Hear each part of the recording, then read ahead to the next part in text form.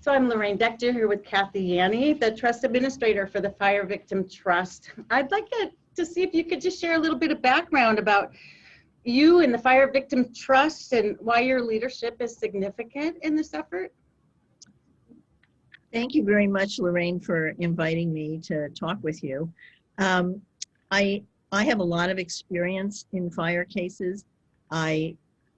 The first group of cases I worked on was the San Diego fire cases.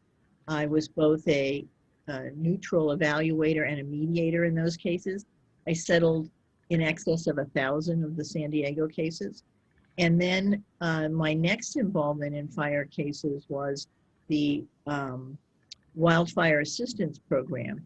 And Judge Montali invited me to administer. It was a limited $100 million fund right after PG&E went bankrupt in 2019 rather. And so I administered that fund. We gave out all $100 million, and about 90% of that money went to victims of the Camp Fire. Subsequent to that, of course, PG&E settled, and as part of the settlement, the Fire Victim Trust was set up in July of 2020, and Judge Montali, along with both the plaintiff lawyers or the TCC lawyers and the defense lawyers, asked me to be the administrator of the Fire Victim Trust. And of course, I accepted, and I'm happy to be working on this project. I personally think it is the most significant thing I've done in my career. And I've been a mediator, a special master for over 24 years. Excellent. So we actually really want to get in the weeds on this because there's a lot of confusion about preliminary payments and pro rata payments. And I understand, Monday you're going to start with the first checks being issued of 30% of signed, approved claims. Correct. For some survivors.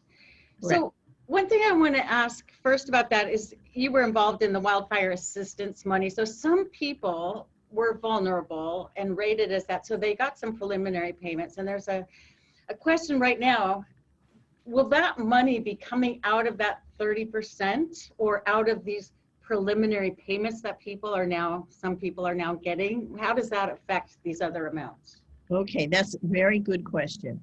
And it's sort of three different things. The Wildfire Assistance Program money that people received will be deducted from their ultimate payment from the trust. And that is based on an order signed by Judge Montali back when he appointed me in 2019. So yes, that money will be deducted. Is that going to be deducted from that first 30% payment? It will be deducted at the 30% rate. So in other words, to use an easy example, if we've given somebody $100,000 and they received $10,000 in the WAP program, that $90,000, so now we're down to $90,000, right? Because the total amount would be 10 deducted from 100. Then the 30% of that $90,000 is what the preliminary payment is. Okay, that makes it clear. Now but the second type of payment you mentioned was within our fire trust program, we made preliminary payments. So that's different than the wildfire assistance program.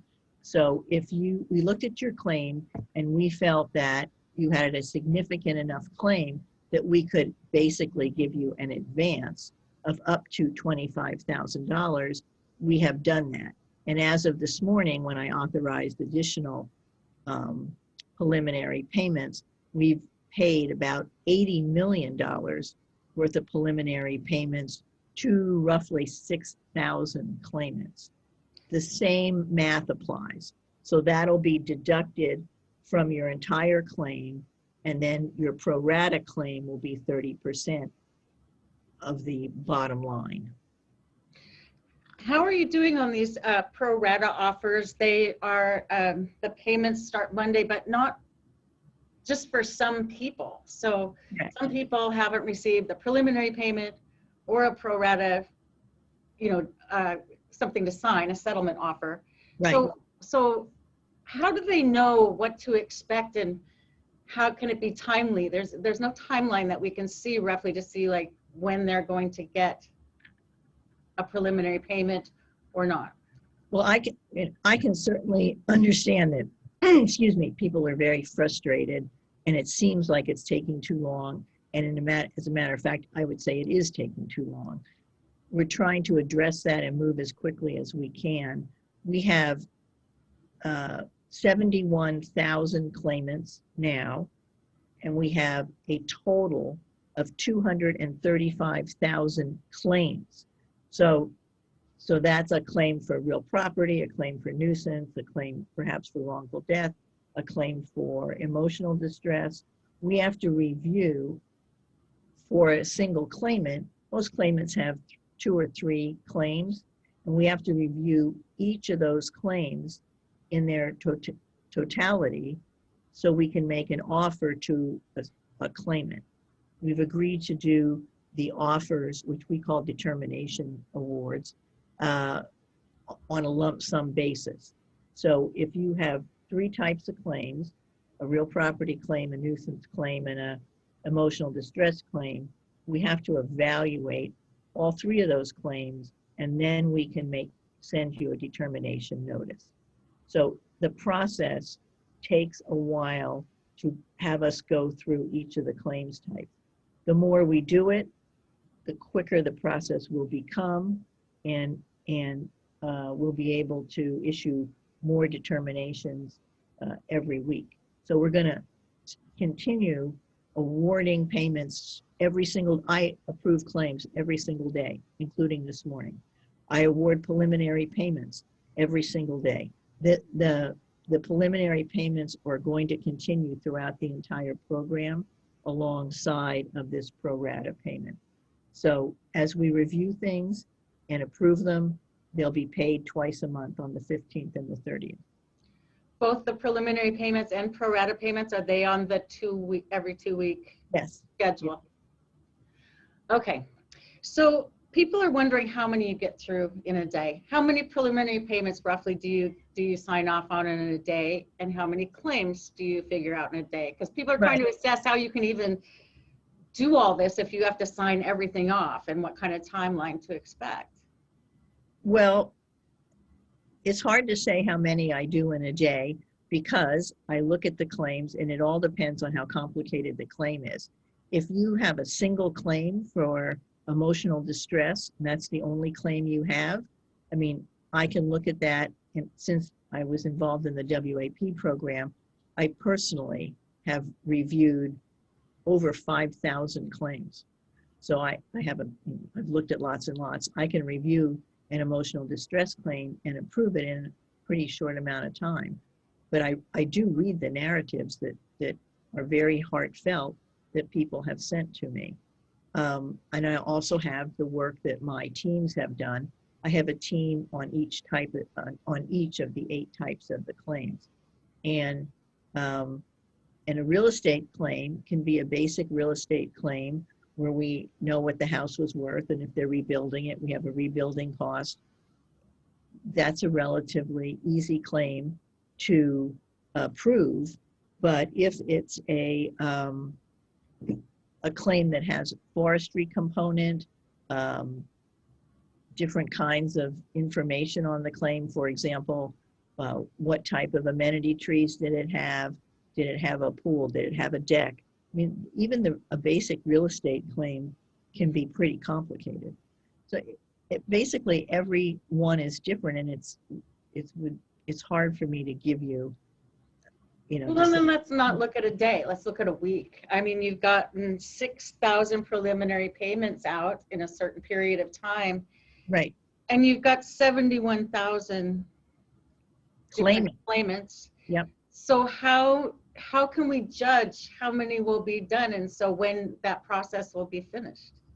I don't have a way of giving you a timeline on that, but I will tell you, the more I do it and the more data we accomplish, the more I'll be able to tell you. So if you and I meet again in 45 days, I will have a much better answer for you, because it is my goal to be able to say to somebody, Lorraine, if your claim is complete and it's in front of me and it's a real estate claim, I can give you a notice on that claim in 40 days. You know, I want to be able to do that. So I promise you, as soon as I get enough under my belt that I can give you the timeline, we'll re-meet and I'll give you the timeline. Excellent. These preliminary payments, do you have a wild guess? Like, will everybody receive one in 6 months or 3 months? Do you have an idea or a goal even? I could say I have a goal that everyone who's eligible will receive one within 6 to 9 months. I mean, I'm going to work on them every single day the same way I'm doing now, and it's not going to interfere with the pro rata part of the program. Excellent. So there is a question on how you decide which ones are going to get these first preliminary payments. There supposedly some pre-negotiated settlement with Tubbs fire survivors, which I do not know anything about. Are they people in the Wildfire Assistance Fund that already established that they were vulnerable and needy, or is it by maybe seniors or having small children? What is it? So the ones you're looking at on a daily basis, how do you get those in front of you? How is that determined? Well, that is a very good question, and I can understand why people are anxious about that. The Wildfire Assistance Program is completely separate, so that has nothing to do with the Fire Victim Trust. The way claims get to me, and the preliminary payments, they get to me because somebody on the preliminary payment team has said, we've looked at these 10 requests and we think they're all good, they can all be paid. I double check to make sure that's right, and that is a relatively, obviously, easy process. And then the same with the pro rata payments. It's a combination of what is a claim that is the simplest to review. Again, one single claim: emotional distress, nuisance. A real estate claim is more complicated. A business claim is way more complicated. A wrongful death claim is obviously very complicated. So, and if you combine those different kinds of claims, it takes longer than you would expect. But we're looking at the ones that we can do quickly because we wanted to get out as many notices as possible. The lawyers and also unrepresented claimants have asked us to look at their claims. We have lists of folks who are in dire need. We obviously pull those claims and look at them. We've had people say, I'm 80 years old. Can you please look at my claim? We obviously look at those claims. So we're trying to balance a lot of factors, but I take the hardship piece of this very seriously. So when I get a request of a hardship, I immediately pull the claim. Whether we approve it or not is a different story, but I immediately look at the claim. Okay, so as the trust administrator, maybe we could clarify some things, because some people think they only are able to get information from their attorneys who don't always have information, and different attorneys seem to be giving different information. So people want to know, is there a way to speed up getting a preliminary payment if they are in need, ill, things like that? And it sounds like there is, but is that something an attorney has to do, or is that something you can only ask the trust to do if you're representing yourself and don't have an attorney? No, not at all. So if you're representing yourself, send the trust an email. Call the communication center. I have 50 people working for me in a communication center. They are fabulous. Let them know. They will get that information to me. They send me an email. I mean, I'll get it immediately, basically. If you're represented by a lawyer, tell your lawyer that you have a hardship case, and the lawyers are very, very good about getting that information to me.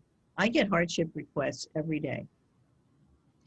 Well, that is really helpful, because a lot of people didn't know they could get information if they had an attorney, that they they wouldn't be having questions answered by Well, calling. they have to go through the attorney, but They do have to. Okay. yeah, ask the attorney. He or she'll get us the request and we will process it. Okay, and what is the email if they do not have an attorney that they can request? What is the email address? admin@fvttrust.com. So are there any other scenarios that would speed up payments? I understand maybe all the information isn't always forthcoming quickly from insurance companies and maybe from FEMA to prove about certain claims. So what are the things that people could do, or what should they know about that could slow a claim or might speed up their claim?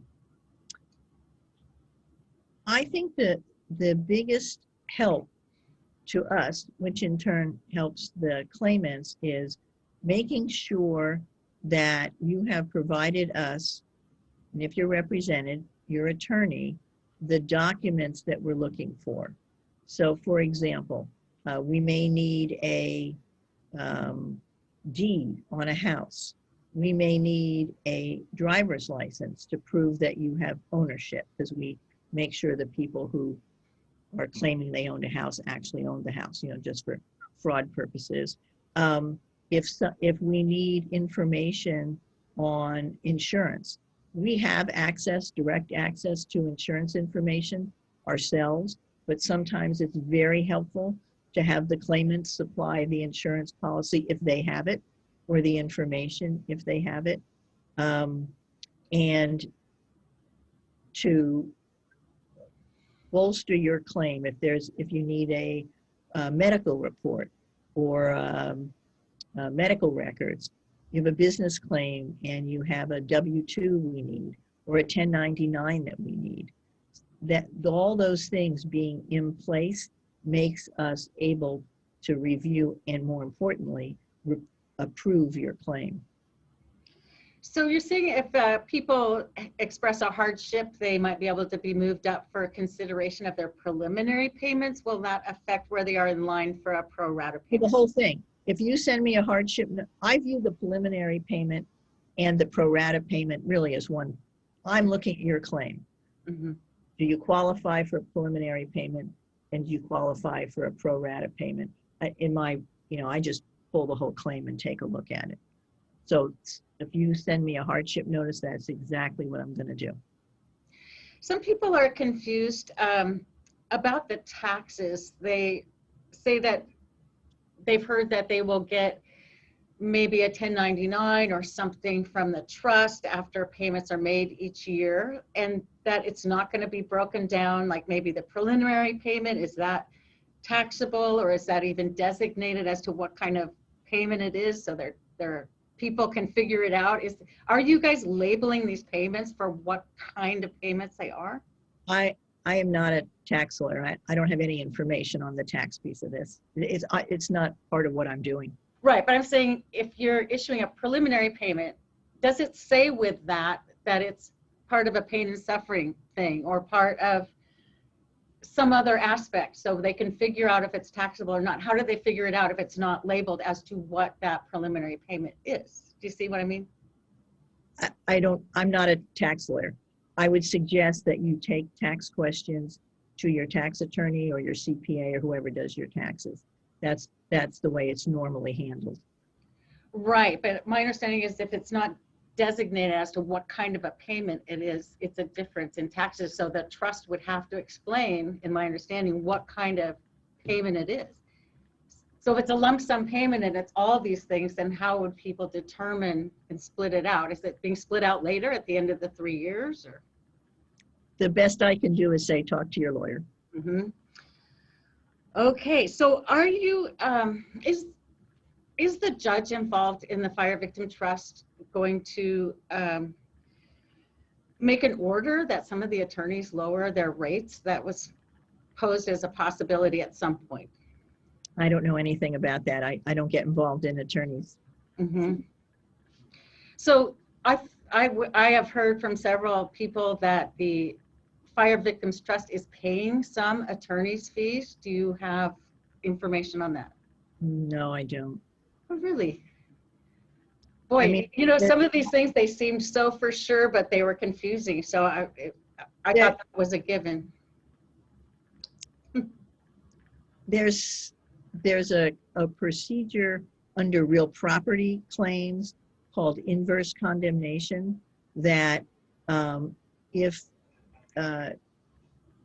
because PG&E is a sort of a quasi-public entity, some of the claims can be brought under inverse condemnation, and as part of the inverse law there is a right to attorney's fees. I think that's probably what people are thinking. It would be people who are represented. The clients can have a claim, an actual separate claim for attorney's fees, and those are being processed. We have somebody in charge of that program named Lexi Meyer, who's doing a wonderful job, and that's what she's working with. Okay, that's very interesting. I appreciate getting that information. And I did want to mention, I know the Fire Victims Trust has a lawsuit pending for PG&E, and I just wanted to ask you what your goal is. If that is a successful lawsuit, would that go towards your administrative fees, or would it go to up the percentage of someone's claim that could actually be paid Well, out? again, I'm the claims administrator, so I'm not involved in the third-party litigation, but I can tell you if the third-party litigation is successful, obviously that's money that goes to the victims. If someone has a lien, I read something, I think in your frequently asked questions about medical liens. Are people allowed to put liens through the trust for certain things that they need to purchase, or does that have to go through your attorney? The trust has hired a group called Wolf Garrettson. They are the gold standard in lien administration, and they have put together a program for us. And the trust, if you have a medical lien, we will, in some instances, not every instance, we will pay for that. We will get the medical lien taken care of. The Wolf Garrettson people are really the originators of lien administration. I've known them the entire 20 years I've done this kind of work, and I asked them to help us with the lien resolution part of our case. So they directly negotiate with Medicare and Medicaid, and they come up with very, very reduced percentages and flat rates on a lot of the various liens. So we have that program in place, and they just do an outstanding job. And that's available to both to the clients who do not have lawyers, as well as the clients who have lawyers. Okay, I just have a few more questions then. I'm wondering, people wanted to know how many determination offers have been made so far and maybe approved. How many are going to go out on Monday? What numbers can you give us about the pro rata claims? So I'm not sure, but we're working very hard. And I want people to understand that this is a continuing program. So we're trying obviously to get every single approved claim on the list, and we're continuing to update the list. But 2 weeks from now, there will be a whole new set of claims approved. And again, the more we do this, the quicker the approval rate will be. So the preliminary payments so far at 80 million, the pro rata payments on Monday, do you have some kind of estimate, at least a minimum of how much you're sending out on Monday? The minimum is probably in the arena of $50 million. And what you have to keep in mind there is, remember, it's 30%. So, the whole is bigger than that. This is the 30% that we're paying. And it may be more than that by the time we actually issue the payments. Yes, I would like to keep in touch with you about these numbers on a continuous basis and help report that out to people. I also would like to know, you probably have some things that you would like to share with survivors. What would you like to share? I want people to understand that this is a very special assignment for me to help everybody. I've spent time in these communities. The people who lived in Paradise and in all these areas, they're just wonderful, and they've had a terrible, terrible time. And I recognize that. And it's my promise to people to do the absolute best I can to make sure everyone gets fairly paid. I take it very seriously, and there's just no way we can make up everything that everyone has lost, but we sure would like to try really hard. Excellent. Thank you so much for spending this time with me. I just want to make a disclaimer that I am a fire survivor in my family from the Camp Fire. Make sure people understand that.